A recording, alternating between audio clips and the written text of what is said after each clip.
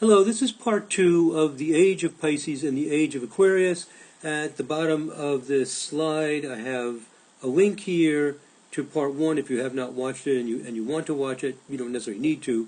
But in part 1 I describe what the astrological ages are, when they begin, and when they begin depends on what ayanamsha you use, and I explain in that part 1 what an ayanamsha is.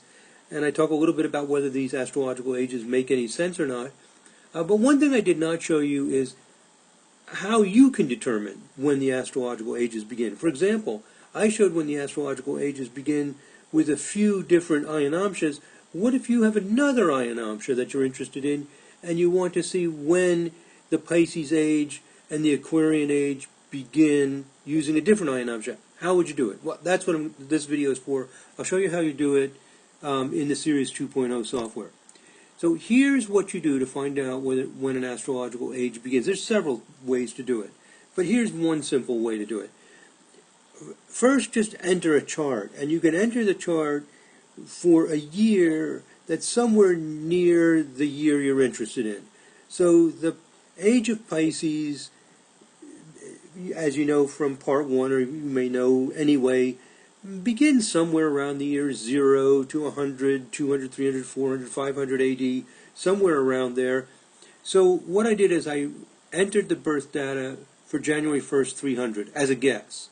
It doesn't matter if you're very accurate or not. It really doesn't matter. Just take a wild guess. I called this chart Start of Astrological Age. And then go into Time Adjust. Before you go into Time Adjust, make sure the wheel shows the ayanamsha. The astrological age, the Pisces age, begins when the ayanamsha is 0. So all you need to do is adjust the chart until the ayanamsha is 0. And many chart wheels show the ayanamsha. If I right-click, if you're familiar with the Sirius or Kepler software, you know that you right-click to get into your settings. And all these wheels that are small, wheels that have grids and information, usually have a table. And here's the ayanamsha, along with the Greenwich Mean Time, also known as Universal Time, Sidereal Time, etc., other things. So most of these wheels have the ayanamsha listed. But for tutorial purposes, so that you're not looking at a whole bunch of things unrelated to what you want, what I did, I'll cancel out of this, is I took just a simple wheel with a big wheel, and I left the true moon's node position in here. I mean, we don't really care about the details of this chart. And I put the ayanamsha here. I went into Page Designer, just right-click, select Customize, Page Designer. You can customize anything so that it's simple. So here's our goal.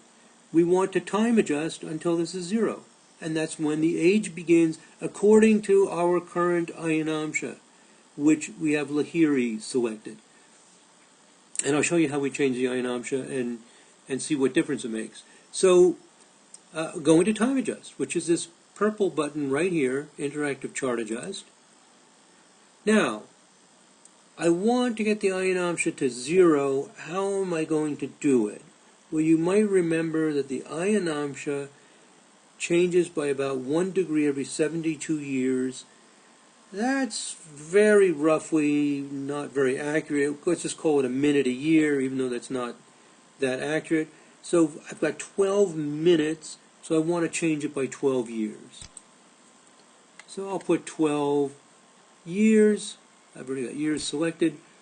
And if I go the wrong direction, this is going to get bigger. Let's go backwards, and it's approaching 0. I'll change it to 1 year, because I only want to go about 1 minute. I go backwards. I still haven't reached 0. I'll go back another year. Still haven't reached 0. Go back another year. And I've crossed over to 0, where now I'm at 359.59. And if we look at the chart, it says, I'm doing it for January 1st of the year, January 1st, 285. And here, in bright yellow, it also repeats that, January 1st, 285. So I went back 15 years. I went back 12 years, and then 3 times I went back 1 year. So that's it. Sometime during this year of 285, I could find the exact date if I want to do that. But I don't need that much precision. I'm just curious about the year. for my purposes right now. And so if I go forward a year, it crossed that 0 mark. So somewhere during the year of 285, the ayanamsha, according to Lahiri, is 0. That's all there is to it. And if I want to see when the Aquarian age begins, I'm going to want to add about 2,160 years to 285. Well, I can just roughly guess. I could bring up a calculator. Oh, I was going to bring up a calculator. I just roughly guess. Let's see, 2,160 plus 300 is 2,460. Let's just put 2,450. I don't even, doesn't really need to be that close. So I'll just guess, probably not a very good guess. Click on Apply Date.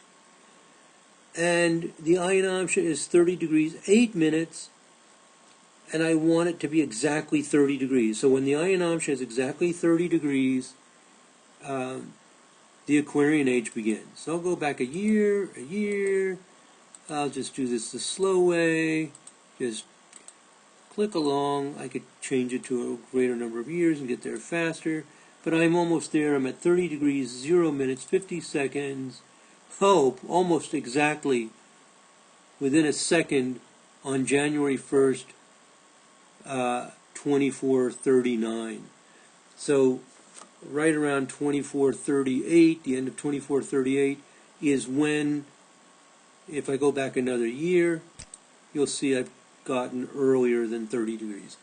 And I'm in the year 2438. So that's how you do it. You just adjust. Now, let's cancel out of this.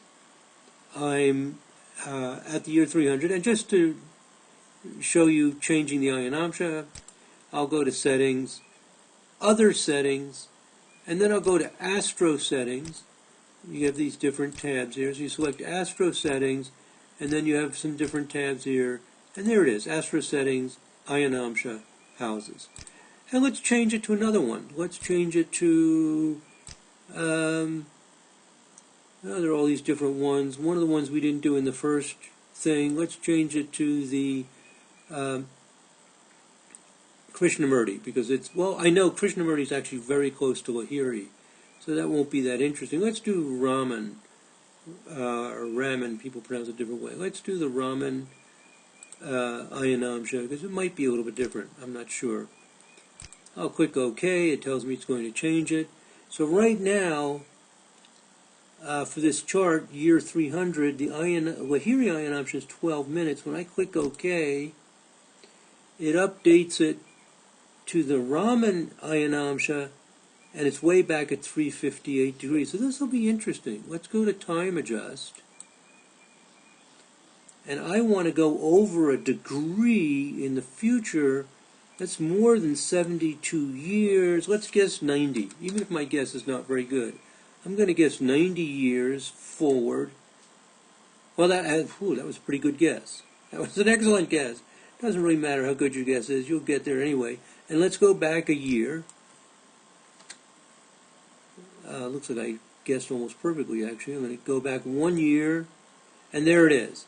I'm back at 359 degrees 59 minutes. If I go forward a year, I'm over a degree, so it's sometime during the year of 389. Okay, so according to Raman, the a Piscean age didn't begin until 389. So that's how you do it. This is just to show you how you use Time Adjust, how you can find things. The Time Adjust is so useful for so many things you might want to do. This is just one case. Whenever you're searching for something, just bring up, and it doesn't have to be a wheel, it could be anything, a listing, midpoints. You can time adjust almost anything, and see how it changes over time. It's a really simple way to find things.